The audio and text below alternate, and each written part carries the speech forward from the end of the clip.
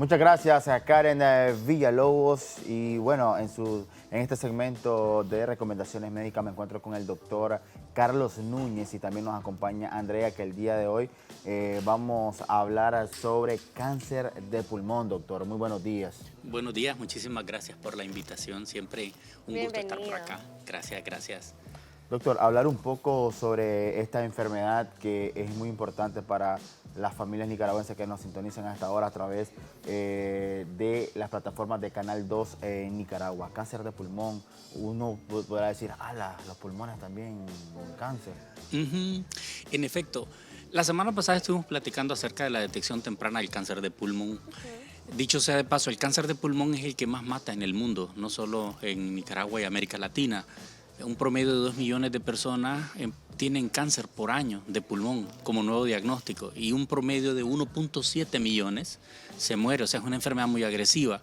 A la hora de sumar el número de muertes que hay por cáncer de pulmón, equipara sumando las 3 siguientes causas de cáncer por muerte por cáncer. Entonces, sí es una enfermedad sumamente agresiva.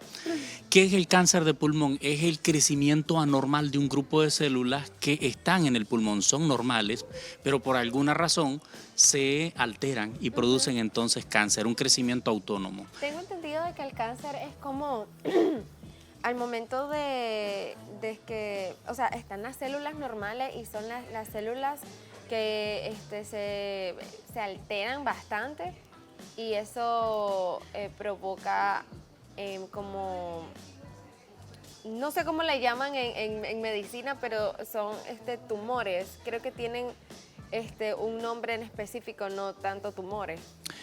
Se les dice, bueno, se les dice neoplasias o neoformaciones que pueden ser benignas o malignas. En el caso de pulmón, cuando hay neoformaciones, la mayoría de veces es maligno. El 85% está asociado al cigarrillo, pero hay un 15% en promedio, entre el 3 y el 15%, que no está asociado al cigarrillo, sino a otros factores. Comentábamos la semana pasada que una de las cosas que preocupa es el hecho del COVID. O sea, antes de COVID, después de COVID, para muchísimas cosas.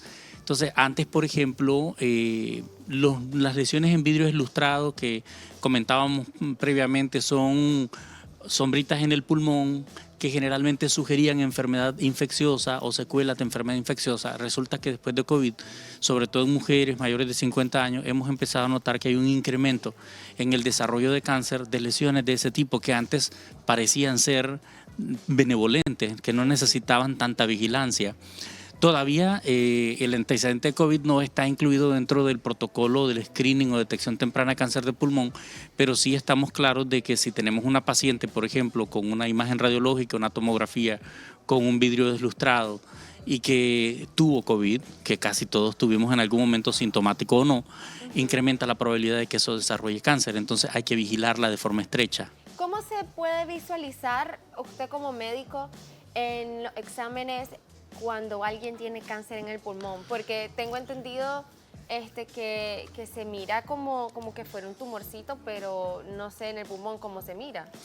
Bueno, cuando aparecen los síntomas, generalmente la enfermedad está avanzada o localmente avanzada. Nosotros dividimos el cáncer, eso en general, no solo en cáncer de pulmón, en enfermedad localizada, que es la que generalmente va a cirugía y tiene una alta probabilidad de curación. Si nosotros encontramos una enfermedad localizada en pulmón y le damos manejo quirúrgico, tiene entre 80 y 100% de probabilidad de sobrevida en los siguientes 5 años. La enfermedad localmente avanzada, que esta puede que sea así, que se puede operar de entrada, casi nunca ocurre eso, sino que hay que llevarlo a inducción con tratamiento sistémico y luego revalorar si se puede quitar la lesión, y la enfermedad avanzada como tal. Son, digamos, los 3 grandes grupos que hay. Entonces, el paciente cuando presenta síntomas, desgraciadamente, ya tiene enfermedad localmente avanzada o avanzada. Entonces, la idea es, como en cáncer de mama, como en cáncer de cuello uterino, como en cáncer de colon y estómago, que existe programas de detección temprana en cáncer de pulmón también. Si el paciente es un fumador activo, si tiene entre 55 y 80 años de edad, si dejó de fumar hace no más de 15 años, tiene que hacerse algo que se llama tomografía de baja dosis. La radiografía no es útil para la detección temprana del cáncer de pulmón. Lo ideal es una tomografía y se llama de baja dosis porque no usa la dosis total de radiación, una dosis pequeña que permite detectar alguna lesión que sea chiquitita y al enemigo se le mata pequeño. Claro. El problema, como decíamos, no es eso. Desgraciadamente no hay cultura todavía, no solo en América Latina, sino en casi todo el mundo, de hacer detección temprana de cáncer. Y entonces el paciente... Es que mientras no te sientas mal, entonces no vas al No médico. al Exacto. médico. El paciente se presenta entonces ya con síntomas. ¿Qué síntomas pueden haber? Cansancio, tos con flema sanguinolenta, pérdida de peso, malestar general. Y si es un paciente, sobre todo varón y fumador activo que fue fumador pesado, tiene una alta probabilidad de que se trate de un probable cáncer. Mínimo de entrada una radiografía, además de la revisión clínica del paciente, y complementarlo con una tomografía. Si encontramos una lesión que es sugestiva de cáncer, más el cuadro clínico, hay que medir el tamaño de la enfermedad. En la tomografía nos permite saber si el paciente tiene una enfermedad localizada, localmente avanzada o avanzada, y así poder definir la estrategia. Y lo ideal, sobre todo cuando tenemos una enfermedad localmente avanzada o avanzada, es tomar muestra de la lesión para saber de qué tipo de lesión estamos hablando y así saber qué tipo de tratamiento va a requerir el paciente. Doctor, ¿qué recomienda usted para que los televidentes se chequeen? Por ejemplo, ¿cada cuántos meses se pueden chequear los pulmones? Lo ideal es una vez al año. Lo ideal es una vez al año, como decíamos, si es un paciente que tiene sobre todo el antecedente fumado, la tomografía de baja dosis, si no, en su defecto, visitar a su neumólogo o al cirujano de tórax o al internista una vez por año, y no solamente, o sea, con la idea de hacer un chequeo general, no solamente a pulmón, que incluye radiografía, electrocardiograma, exámenes de laboratorio, y depende de la edad del paciente también. Es muy raro ver un paciente con cáncer de pulmón con menos de 40 años de edad y que no fume. ¿Puede ocurrir eso? Sí puede ocurrir, pero hay alteraciones genéticas que incrementan la probabilidad de cáncer y generalmente no es pulmón el que aparece, sino otras enfermedades. Claro. Ahora, con cáncer de pulmón, a pesar de que puede haber una enfermedad avanzada, ¿qué decirles? Paciente con derrame pleural, con líquido en el pulmón, secundario a cáncer. Antes se decía, hace unos 10 años, pues la estadística dice se mueren entre 3 y 6 meses. Y se decía, lléveselo a la casa, se va a morir. En la actualidad hay suficientes estrategias para poder mejorar la calidad de vida y la cantidad de vida del paciente.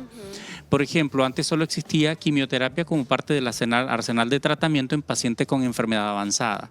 En la actualidad no, existen otras cosas como la terapia blanco, la inmunoterapia o terapia biológica. Son medicamentos especiales que atacan particularmente a la lesión. Hay una que se llama radioterapia, creo, ¿verdad? La radioterapia es parte del esquema de tratamiento cuando necesitamos hacer control local o de la enfermedad. Sí, por ejemplo, tener que radiar la lesión y el centro del tórax. ¿En qué pacientes se utiliza eso? En aquellos pacientes que probablemente no son candidatos a cirugía por enfermedad localizada, localmente avanzada, y que tienen también algo que llamamos alteraciones funcionales o enfermedades que no permiten un procedimiento mayor. Sí, generalmente hay otras estrategias que nos permiten darle un mejor manejo al paciente. Con respecto a las personas que fuman, estamos claros de que puede haber este riesgo, ¿no?, de cáncer en el pulmón, pero también las personas que no fuman pero conviven con una persona fumadora. Sí puede ocurrir. O sea, sí sabemos que el fumador pasivo también tiene riesgo de desarrollar cáncer. Sí, que desgraciadamente no se ha incluido como factor de riesgo para el programa de detección temprana de cáncer. En Nicaragua todavía no tenemos un programa de detección temprana así como el Papá Nicolau, así como la mamografía, pero muy pronto esperamos que se haga una realidad y que podamos tenerlo como detección temprana de cáncer de pulmón. Y probablemente no solo el fumador activo, el que dejó de fumar hace menos de 15 años, vaya a entrar al programa, sino aquella persona que tuvo exposición pasiva al cigarrillo.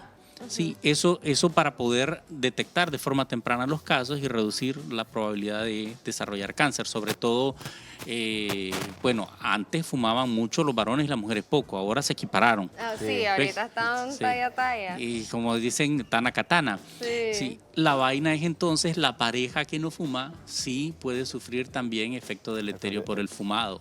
Correcto.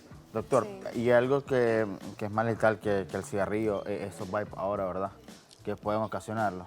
Bueno, los vapes o vapes, si bien es cierto, tienen un menor riesgo de desarrollar cáncer de pulmón, no lo desaparece. Lo que ha empezado a hacer algunos países, por ejemplo Inglaterra, es de presentarlos como una estrategia para abandonar el tabaco. El cigarro, Sí. sí. Sin embargo, sí es sabido que incrementa la probabilidad de cáncer en otros sitios, por ejemplo, cáncer de vejiga. eso Que no se entonces sabía. esa vaina es la publicidad que nos presentan. El vape va a poder reducir la probabilidad de cáncer de pulmón, sí, pero a costa de qué otro cáncer o a Ya. costa de qué Claro. otro riesgo. Entonces, Porque es que tienen un nivel de nicotina también eso. Algunos vapes tienen un nivel de nicotina. sí, no, Como reducido al nivel del tabaco como para irlo... lo ideal sería desarrollar un programa para abandonar el cigarrillo, un programa de dejar de fumar, que en el programa debe incluirse al menos un neumólogo, un fisioterapeuta que tenga expertise en fisioterapia respiratoria, un psicólogo o psiquiatra, para que puedan entonces integrar cómo poder controlar el cigarro. Y hay diferentes estrategias para dejar de fumar. Yo creo que el vape no es una buena alternativa si tiene los chicles de nicotina, si tiene los implantes de nicotina, si tienen otras cosas que tienen mucho menor riesgo que el vape. Sí, que podrían también ayudarte a dejar de fumar. Ahora, el paciente que dejó de fumar debe saber que su riesgo nunca va a ser igual al que nunca ha fumado. Claro. Pero sí la idea es reducirlo al máximo. Y se desaparece el riesgo de cáncer, digamos, se reduce más bien al máximo hasta después de 15 años. Por eso en el programa de detección temprana se dice el paciente que tiene al menos 15 años o menos de haber dejado de fumar, porque no desaparecen por completo. Doctor, para los televidentes que nos están sintonizando a través de nuestras plataformas también en Canal 2 Nicaragua, su número de teléfono, donde los podemos localizar para cualquier recomendación, cualquier cita médica que quieran ellos hacerle. 8560-5688 es el número de teléfono en el Hospital Vivian Pelas, en la Torre Sur, tercer piso, consultorio número 10, con cita. Ahí estamos. Nice. Muchas gracias, doctor, por ese excelente tema. Y la verdad que también este tema del vape, de fumar y cosas así, también puede ser un buen tema para tratarnos, obviamente, y para estar saludable con los pulmones, que es nuestra principal herramienta para seguir en esta vida. Gracias por la invitación y bueno, Gracias quizá la a próxima usted. semana conversamos Claro del que vape. sí. Muchísimas gracias a usted por venir y por acompañarnos y también por brindarnos este excelente tema en una excelente información. Nosotros por aquí culminamos entonces y nosotros nos vamos por el otro lado del estudio con mucha más información.